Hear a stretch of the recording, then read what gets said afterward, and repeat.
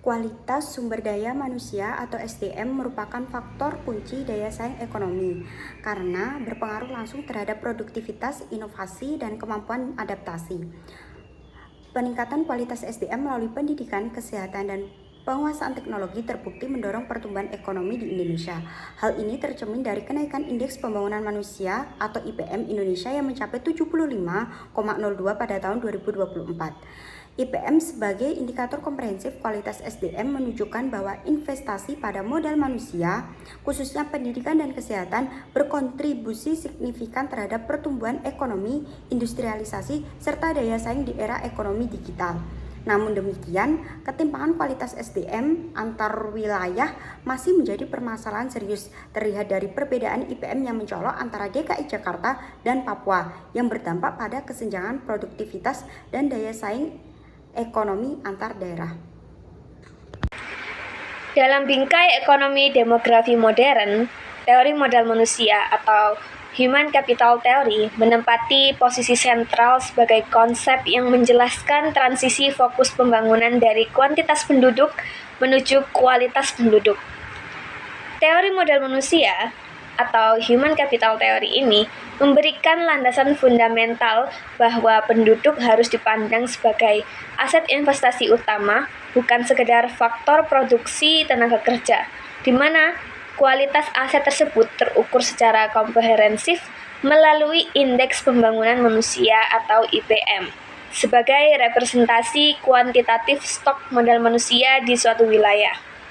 Secara operasional, pembentukan modal manusia ini bertumbuh pada sinergi investasi pendidikan dan kesehatan, di mana pendidikan berperan sebagai mekanisme upgrading kapabilitas untuk mengakumulasi pengetahuan dan keterampilan teknis yang meningkatkan produktivitas marginal, sementara kesehatan berfungsi sebagai maintenance vital yang menjamin durabilitas fisik dan umur harapan hidup pekerja agar investasi pendidikan tersebut dapat memberikan tingkat pengembalian yang optimal dalam jangka panjang.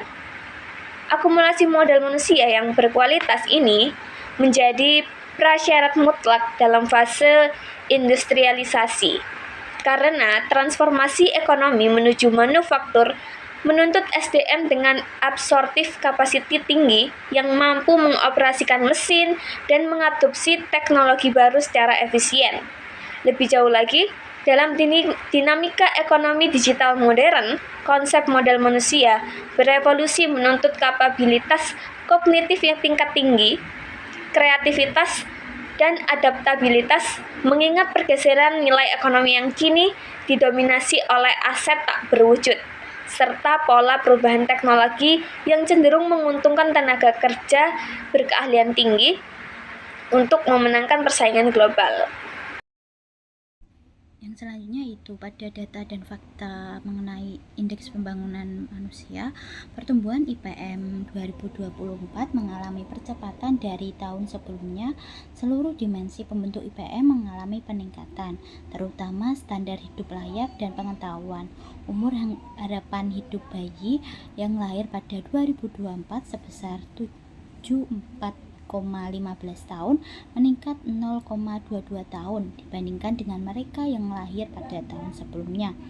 Pada dimensi harapan lama sekolah, penduduk umur 7 tahun pada 2024 meningkat sebesar 0,06 tahun dibandingkan tahun sebelumnya. Yang selanjutnya yaitu pendidikan dan kesehatan.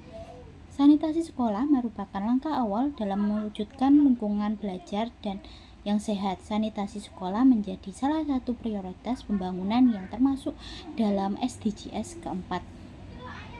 Pada tahun ajaran 2023 atau 2024, mayoritas sekolah pada setiap jenjang pendidikan telah memiliki sumber air cukup. Pada jenjang pendidikan SMK, 9 dari 10 sekolah telah memiliki sumber air yang cukup, sementara terdapat sekitar 1% sekolah di setiap jenjang yang perlu diperhatikan pada akses sanitasi sekolah.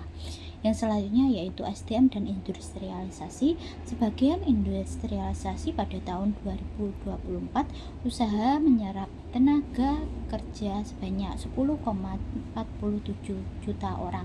Sejalan dengan sebaran jumlah usaha tenaga kerja IMK, yaitu industri mikro dan kecil yang terbesar di Pulau Jawa, yaitu sekitar 6,95 juta orang, terdapat di Provinsi Jawa Timur dan Jawa Tengah, merupakan provinsi dengan jumlah kerja terbanyak, masing-masing sebanyak 2,64 juta orang dan 1,88 juta orang. Yang selanjutnya yaitu SDM dan ekonomi digital. Ini perbandingan Singapura dan Indonesia pada dua negara utama destinasi investasi di sektor ekonomi digital di Asia Tenggara. Pada Singapura yaitu tahun 2019 sebesar 42% hingga 57% pada 2021, meski sedikit menurun menjadi 46% pada 2022. Sebaliknya, investasi di Indonesia mengalami fluktuasi, naik dari 27% pada 2019 menjadi 38% pada 2020, namun kembali turun hingga 25% pada paruh pertama 2022. Berdasarkan data tersebut, percepatan peningkatan indeks pembangunan manusia menunjukkan bahwa arah pembangunan Indonesia mulai bergeser dari sekedar mengejar pertumbuhan ekonomi menuju penguatan kualitas sumber daya manusia. Kondisi ini mencerminkan adanya konsistensi kebijakan publik dalam meningkatkan akses layanan dasar, khususnya di bidang kesehatan, pendidikan, dan kesejahteraan masyarakat. Lalu peningkatan dimensi kesehatan dan pendidikan mengindikasikan terjadinya penguatan modal manusia.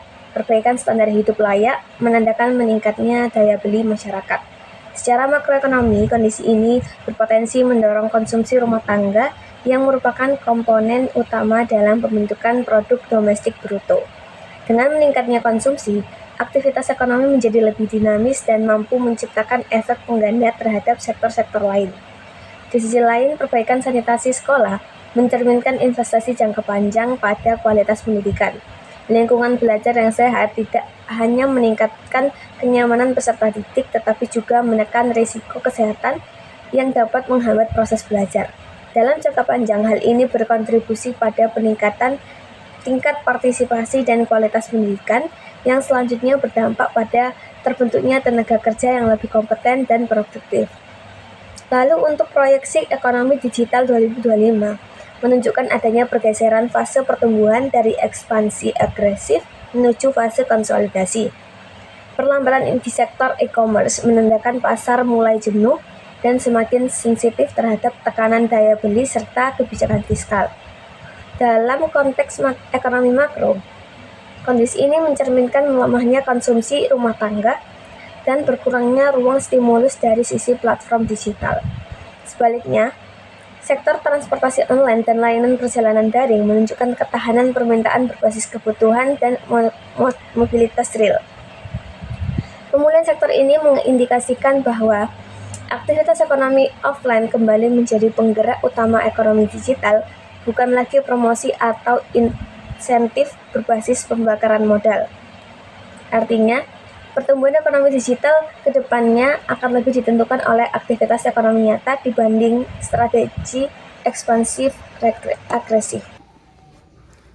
Kualitas sumber daya manusia atau SDM berperan penting dalam meningkatkan daya saing ekonomi nasional. Peningkatan IPM yang mencakup pendidikan, kesehatan, dan standar hidup layak terbukti mendorong pertumbuhan ekonomi dan produktivitas. Meski IPM Indonesia terus meningkat, ketimpangan antar wilayah masih mempengaruhi kesiapan ekonomi daerah. Oleh karena itu, pengembangan SDM yang terampil, adaptif, dan melek teknologi melalui investasi berkelanjutan menjadi kunci pembangunan ekonomi yang inklusif dan berkelanjutan.